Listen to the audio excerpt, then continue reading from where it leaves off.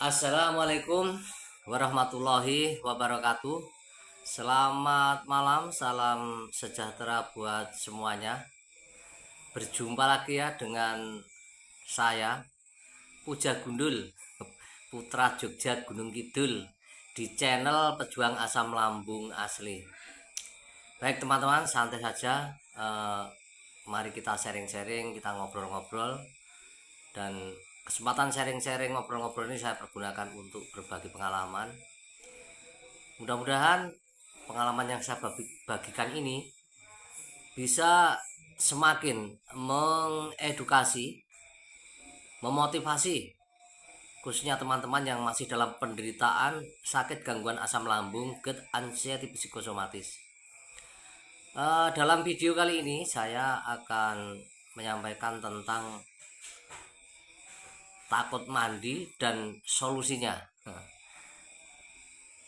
Rata-rata para penderita sakit gangguan asam lambung, GERD, anxiety psikosomatis itu takut dengan air, takut masuk di kamar mandi. Itu alasannya ya, kalau takut masuknya itu kan alasan takut jatuh di kamar mandi, terus takut air yang pasti itu ya. Jadi begini yang akan saya bagikan teman-teman tentang takut mandi itu. Kalau saya ya, pengalaman saya memang takutnya masuk di kamar mandi itu saya masih banyak tersugesti. Saya trauma melihat gelombang air di kamar mandi itu, seolah-olah saya yang goyang badan itu. Bahkan kadang sampai terbawa ya, sampai saat ini saya bikin konten ini kadang masih terbawa itu. Tapi tidak apa-apa ya, tidak apa-apa. Artinya yang kita fokuskan, prioritaskan adalah takut mandinya itu dan bagaimana solusinya.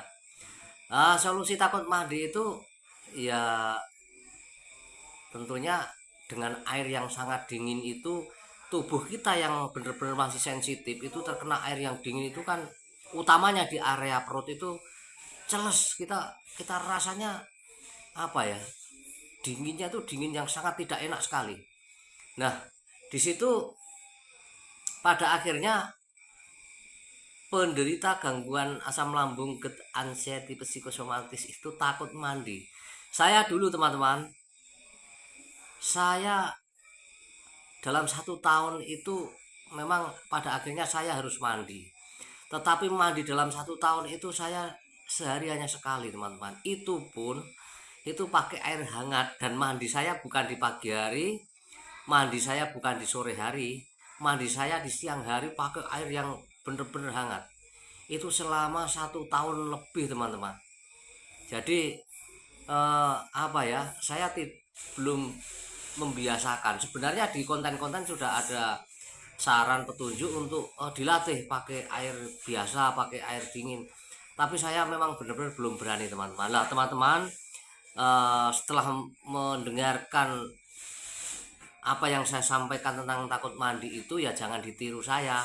Sampai setahun mandinya tuh pakai air hangat, kemudian mandinya bukan di pagi hari, padahal mandi itu kalau yang bisa membuat segar itu ya pagi hari dan sore hari. Nah saya itu ya, ini saya berani, saya itu di siang hari itu pun air hangat itu tadi teman-teman. Teman-teman jangan ditiru hal-hal yang semacam itu, karena kalau kita nuruti takut seperti yang saya alami ini, wah itu juga tanpa disadari teman-teman, tambahan biaya merebus air setiap hari ya. Ini walaupun kecil tapi kan setiap hari, untuk menggunakan LPG lah, yang pakai LPG. Kalau yang pakai kayu bakar ya mungkin kayu bisa dicari-cari di kebun-kebun bagi yang punya kebun. Itu teman-teman. Jadi pengalaman saya takut mandi dengan air dingin itu berjalan sampai 1 tahun lebih lah. Nah pada akhirnya saya itu teman-teman mandi itu, mohon maaf, itu pas saya ke Jakarta waktu itu, di ya ada acara lah. Nah di situ saya setengah lupa itu, saya teman-teman mandi terus gantian saya mandi itu loh. Pada akhirnya saya cerita teman-teman saya di kamar itu, loh rek, aku adus banyu biasa orang banyu anget itu.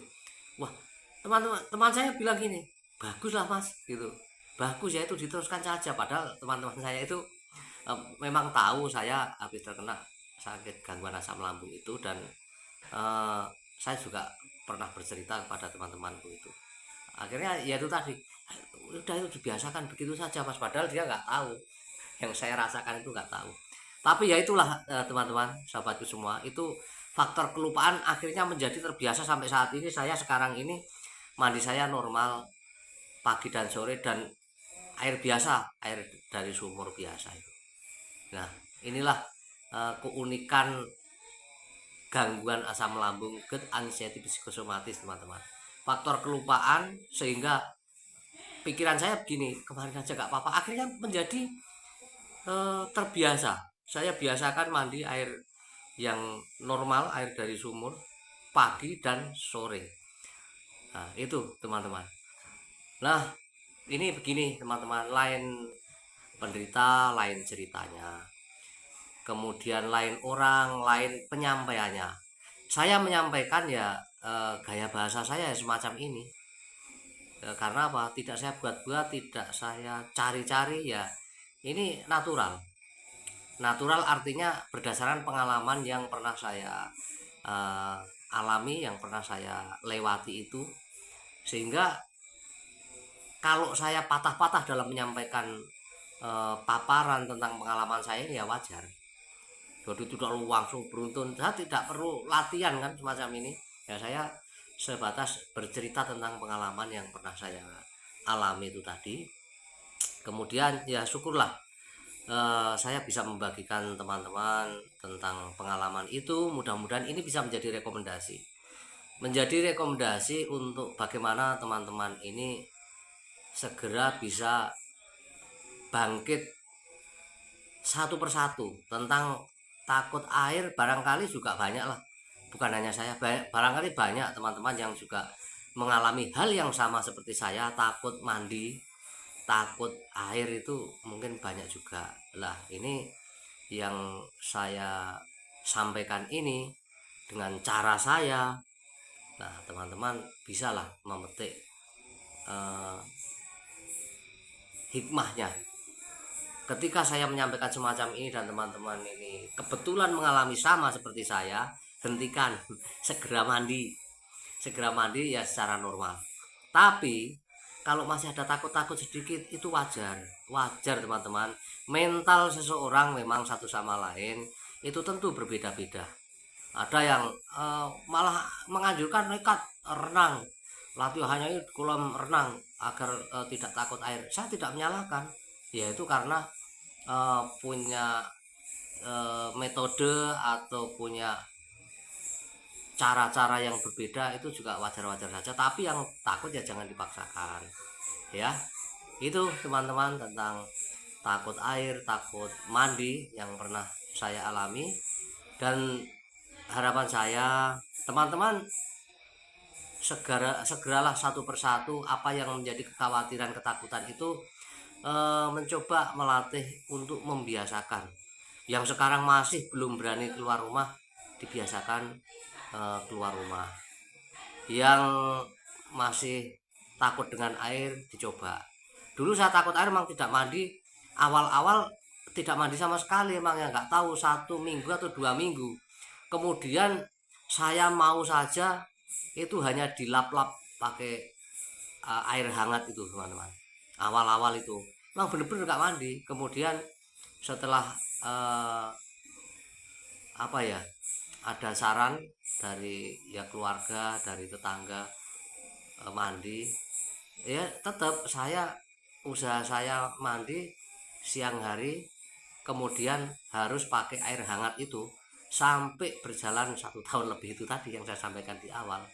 Nah itu jangan ditiru ya teman-teman, bangkit. Karena kalau tidak dimulai dari sekarang, melatih hal-hal yang sekiranya kita itu belum bisa, Misalnya takut makan ini, takut keluar rumah, takut bepergian jauh, ya tetap awalnya kita harus melatih diri dulu.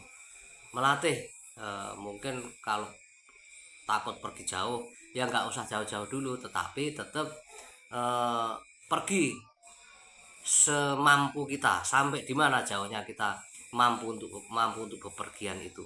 Ya termasuk itu sekaligus jalan-jalan, mungkin menuju ke sana, punya rencana ke sana, ke mana yang akan hendak kita tuju, sambil melatih diri bepergian jauh, sambil itu olahraga melemaskan badan kita, juga menuju ke satu tempat. Itu teman-teman dilatih dulu. Memang saya untuk kembali ke Surabaya takut. Kemudian ketika sudah bisa ke Surabaya, ada apa ya, semacam kepentingan di Jakarta, akhirnya saya eh, datang ke Jakarta itu naik kereta teman-teman. Tapi dalam kereta juga saya membawa bekal, tetap membawa bekal. Saya nggak mau telat makan. Bekal yang bisa saya bawa seperti hanya ubi-ubian, kemudian bawa minum, bawa termos itu air hangat itu untuk minum. Pagi hari saya pasti minum air hangat, itu selalu saya sediakan. Walaupun saya dalam bepergian, saya punya cara bagaimana pagi saya bisa minum air hangat itu ya teman-teman.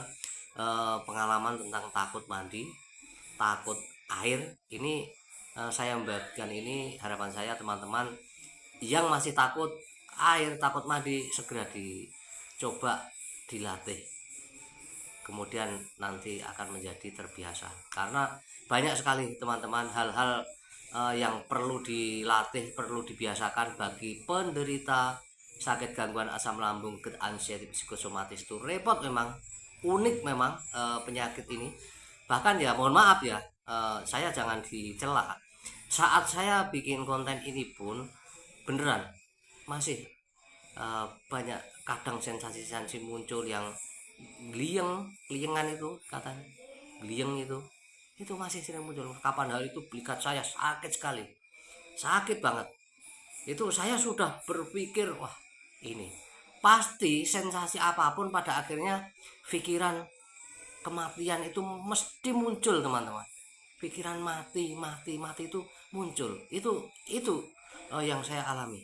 Belikat saya yang sakit ini baru reda ini saya juga ngomong ke teman-teman, terus ada teman-teman yang udahlah itu biasa mas, saya eh, kadang salah tidur, salah posisi, itu nanti akan hilang-hilang sendiri mas. Itu bukan penderita, tapi eh, antara saya ini percaya dan tidak, karena ya ini pikiran saya sudah kemana-mana.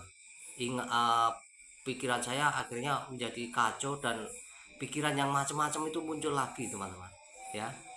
Nah ini makanya biar persatu sensasi itu bisa terkendali, apa yang sekiranya belum bisa dilakukan teman-teman segera dilatih, pesan saya ya. Karena pada intinya, pada dasarnya ya teman-teman, ini muaranya semua adalah kepikiran kita. Saya sadar kok, kalau pas semacam ini saya sadar, iya ya, ternyata ini yang kemarin sakitnya luar biasa ini sekarang sudah tidak. Nah ini kan berarti kesimpulan pikiran ini tidak salah. Artinya kesimpulan bahwa semua ini diakibatkan dari pikiran kita sendiri itu memang benar teman-teman ya. Baik, barangkali ini sementara video yang harus saya sampaikan, pengalaman yang saya bagikan teman-teman, mudah-mudahan ada manfaatnya. Dan saya berharap teman-teman segera bisa bangkit, bisa sembuh, karena banyak teman-teman yang sudah menanti keceriaan teman-teman seperti yang dulu-dulu, seperti yang kemarin-kemarin.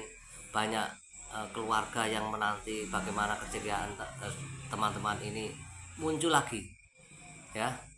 Silahkan teman-teman, apabila ada manfaatnya, ada kesamaannya tentang sensasi yang saya sampaikan ini, bisa jadikan rekomendasi agar teman-teman nantinya segera bisa bangkit. Takut mandi, takut air itu segera terlewati, sehingga teman-teman bisa segera berangsur menjadi lebih baik, bangkit menuju ke kesembuhan yang sesungguhnya. Demikian, kurang dan lebihnya saya mohon maaf. Tolong yang berkenan di subscribe, dibagikan utamanya biar teman-teman yang lain yang membutuhkan konten-konten semacam ini bisa mengetahuinya, sehingga ini semua bisa menjadi modal awal untuk bangkit dari keterpurukan karena gangguan sakit asam lambung get anxiety psikosomatis. Kurang lebihnya mohon maaf. Video saya akhiri sampai di sini dulu teman-teman. Sampai bertemu di video-video saya berikutnya. Wassalamualaikum warahmatullahi wabarakatuh. Salam sejahtera untuk kita semua dan saya ucapkan selamat malam.